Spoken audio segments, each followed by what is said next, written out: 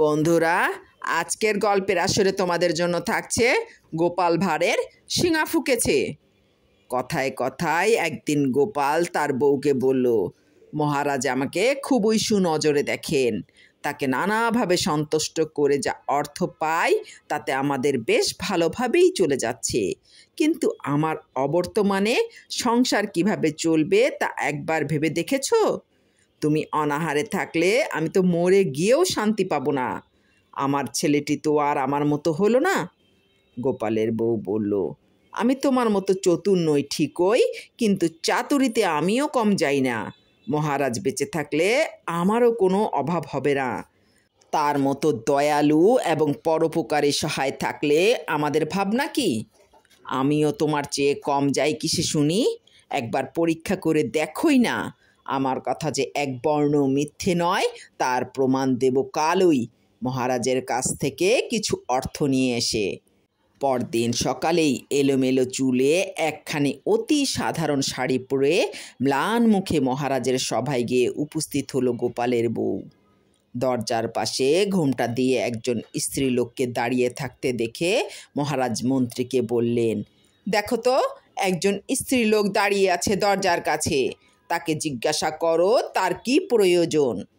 মন্ত্রী এগিয়ে এলে স্ত্রীলোকটি বলল, মহারাজকে বলুন আমি তার অতি আদরের বয়স্য গোপালের বউ। আমার স্বামী গতকাল শিঙা ফুকেছে, তাই এসেছি খবরটা দিতে। মন্ত্রী এই দুঃসংবাদ শুনে ভারাক্রান্ত মনে মহারাজের সামনে এসে বললেন, বড়ই দুঃসংবাদ মহারাজ। ওই স্ত্রীলোকটি গোপালের বউ। গোপাল কাল শিঙা ফুকেছে। শুনে কিছুক্ষণ মহারাজ শোকাহত হয়ে স্তব্ধ হয়ে বসে রইলেন, কোনো কথাই বলতে পারলেন না। পরে উপস্থিত সকলকে লক্ষ্য করে বললেন, আমার একজন আপনার জনকে হারালাম। অনেক আপদে বিপদে তার পরামর্শ এবং সাহায্য পেয়ে এসেছি।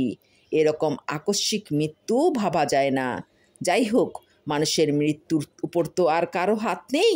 এখন আমাকে দেখতে হবে তার পারলৌকিক ক্রিয়া যাতে ভালোভাবে সম্পন্ন হয়। সব ব্যবস্থা আমাকেই করতে হবে। মন্ত্রী বললেন, মহারাজ আপনি ঠিক কথাই বলেছেন। গোপালের কাছে শুধু আপনি নন, আমরা সকলেই কৃতজ্ঞ। তার উপকারের কথা ভোলা যায় না। তার বউকে সাহায্য করতে আপনাকেই এগিয়ে আসতে হবে। মহারাজ সঙ্গে সঙ্গে কোষাধ্যক্ষকে আদেশ দিয়ে বললেন, এখনই গোপালের বউকে 1000 টাকা দিয়ে দাও, আর বলে দাও অনুষ্ঠানের যেন কোনো ত্রুটি না হয়। যত টাকা লাগবে আমি দেব। গোপালের স্ত্রী টাকা নিয়ে হাসতে হাসতে বাড়ি ফিরে গেল। চতুরা স্ত্রীর চাতুরির সব ঘটনা শুনে বউয়ের বুদ্ধির খুব প্রশংসা করল গোপাল। এরপর গোপাল ভাবতে বসলো, কি উপায়ে মহারাজকে সামলানো যায়। এই চাতুরির কথা জানতে পারলেই মহারাজ একটা যাচ্ছে তাই কাণ্ড করে বসবেন, আর তিনি তা জানতে পারবেনই। পরদিন গোপাল একটু ভয়ে ভয়েই রাজসভায় গিয়ে উপস্থিত হলো। গোপালকে সশরীরে উপস্থিত দেখে মহারাজ এবং উপস্থিত সকলেই অবাক হয়ে গেল। এ যেন অবিশ্বাস্য ব্যাপার।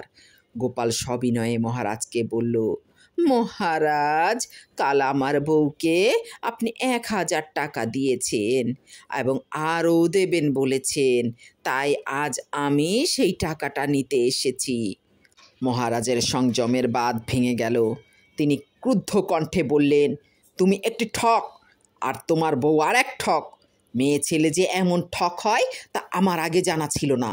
তোমার স্ত্রী মিথ্যা কথা বলে আমার কাছ থেকে টাকা নিয়ে গিয়েছে, আজ আবার তুমি এসেছো আরও টাকা নিতে। গোপাল ক্ষুণ্ণ মনে বলল, আমার বউকে মিথ্যাবাদিনী বলা আপনার বোধ হয় উচিত হবে না। সে আপনার কাছে একটিও মিথ্যা কথা বলেনি। সমস্ত ঘটনাটা শুনলেই বুঝবেন আমি ঠিক কথাই বলছি। আমার বউ আপনাকে বলেছে গোপাল শিঙা ফুকেছে, কথাটা তো মিথ্যা নয়।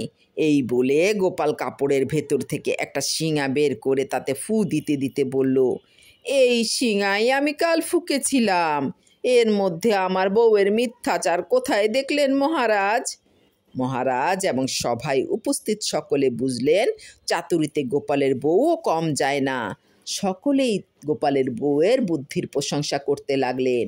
মহারাজ প্রতিশ্রুতি মতো আরও টাকা গোপালের হাতে দিয়ে বললেন, এই টাকা তোমার বউয়ের হাতে দিয়ে বলবে আমি আমার প্রতিশ্রুতি পালন করলাম।